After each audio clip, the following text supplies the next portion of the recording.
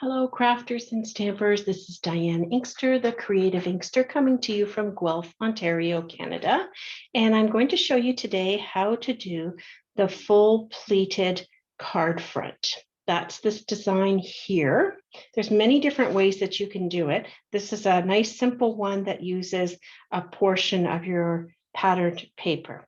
So what you're going to need is a standard card base that, once folded, is 4.25 wide by 5.5 long. So set that aside.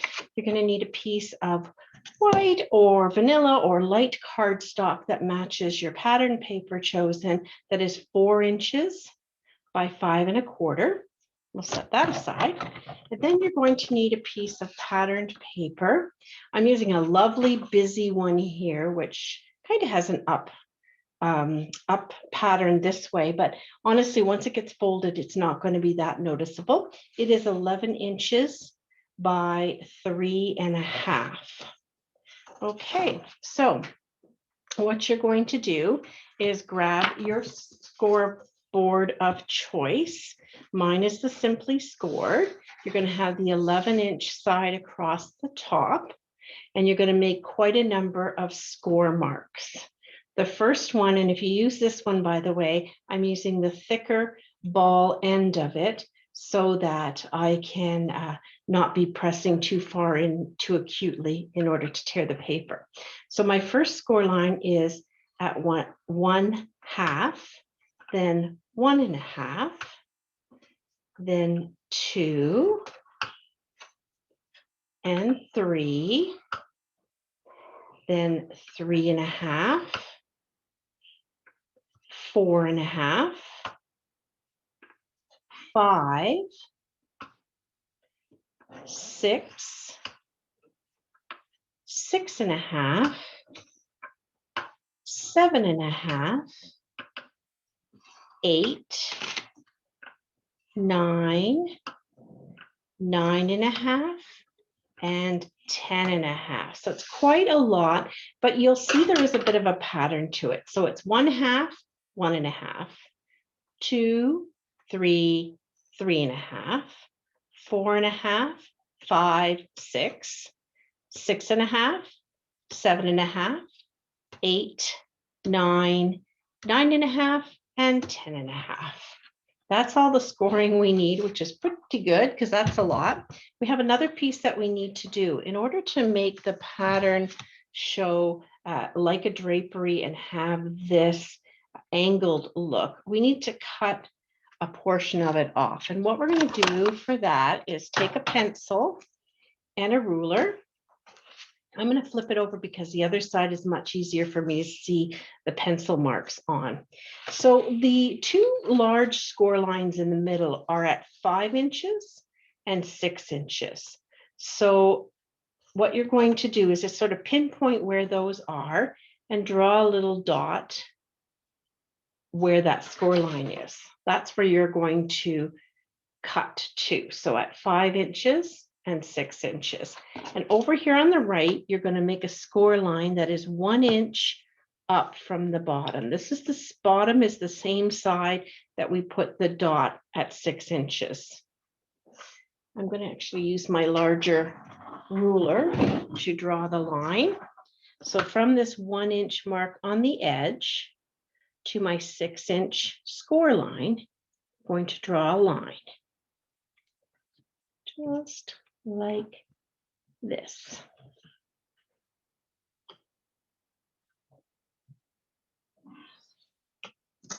Okay.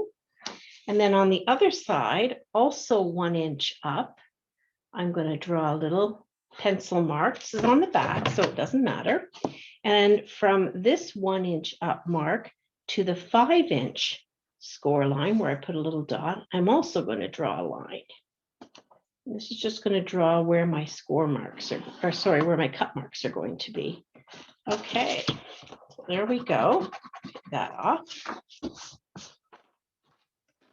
You can now see that you have a line from the 5 inch up to the 1 inch, from the 6 inch up to the 1 inch. And then you're going to grab your scissors. You could put it on your paper trimmer and cut the line too if you like.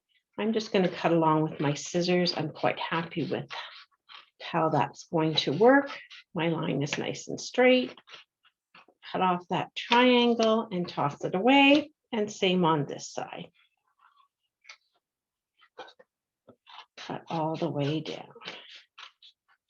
So what you end up with is two angles to a flat piece at the top between the 5 and 6 and an angle there. All right, we're going to flip it over to the right side, find the 5 and the 6-inch score marks. And this is where it does get a bit tricky. When you are scoring, you're going to need some kind of a bone folder. And you're also going to need to line up the top pieces when you're scoring. It is going to, for some reason, want to do something like that. And we need to have that score line straight for this to work out quite nicely. So there's the first one at 5-inch. And we're going to open it up and we're going to fold the 6-inch score line, do the same thing, make it flush at the top. That's the starting point. All right, so from there, we're going to score back behind. Sorry, we're going to burnish back behind. And you're going to want to burnish as you go. And then over on the next one, you're going to go over. We're doing a bit of an accordion type fold. And then the next one that's a 1/2 inch layer, you're going to push it towards the back. And then the next one over. And the next one, the fold goes to the back. And the last one folds over. So what you end up with is this curtain look that you see on the card. I'm going to pull a card back in so you can see the finished product and how we have these layers. Do the same thing on the other side. So from the 6-inch score line, you're going to fold down where you made the score line. You're going to fold this piece up, keeping in mind that you want to line up your edges on the left, on the flush side, the next one down, the next one up, now down and up and down again.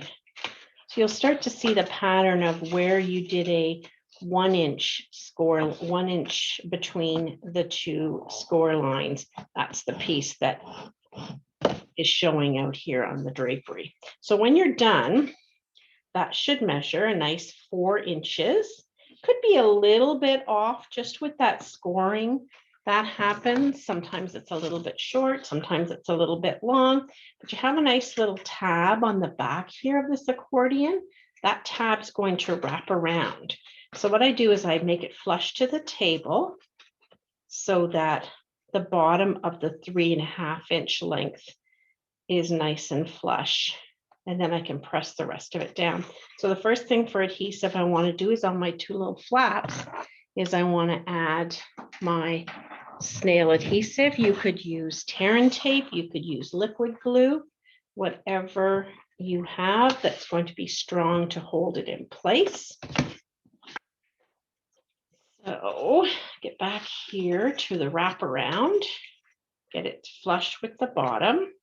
I mean, you wouldn't have to. You could certainly make that up a little bit. Oops, it's just getting down there a little bit too quick on me. And oops, sorry, I forgot to mention that we also want to put some adhesive down the front of your card so that this pleated part will be able to adhere to it.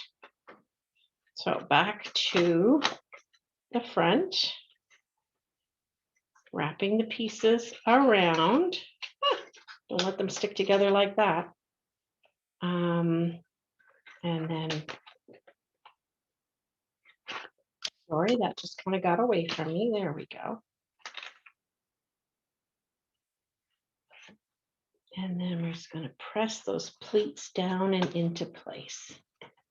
And then once you've got that done, you want to do a nice strong press to hold them in place. Okay, there you go. So it's not necessary, I don't think, to put it between each of the pleats. You want it to be a bit flowing too. So then I'm going to decorate the front of it. First, I'm going to put a greeting. Because of all this beautiful decoration, I don't need too much of a greeting. I don't need a lot of embellishment. I'm going to do another thank you from Best Year. So I'm using my Pretty Peacock ink and thank you for all you are. I'm going to put it a little bit more towards the top because I am going to put a little piece across here to tidy up the top edge. Okay, so that's all the stamping I need to do. This piece is 4 inches by, 4 inches by 3/4 of an inch, and it's just going to go around the front over the top there.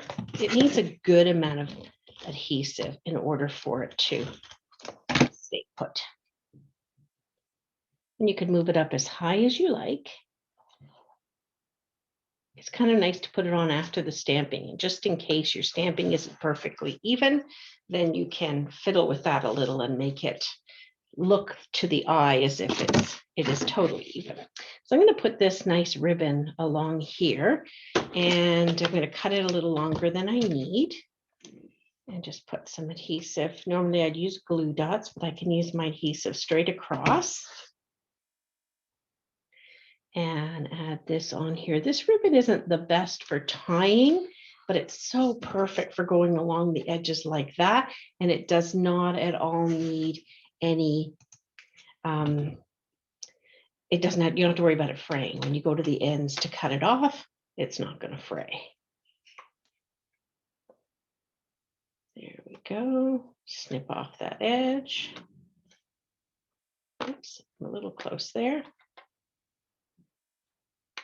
There we go. Okay, so now that's most of my decorating done. I'm going to grab my card base and I'm going to put it flush. It's pretty thick with that pleat and the ribbon that I think I'm going to be comfortable just putting it flush on my card front, like so.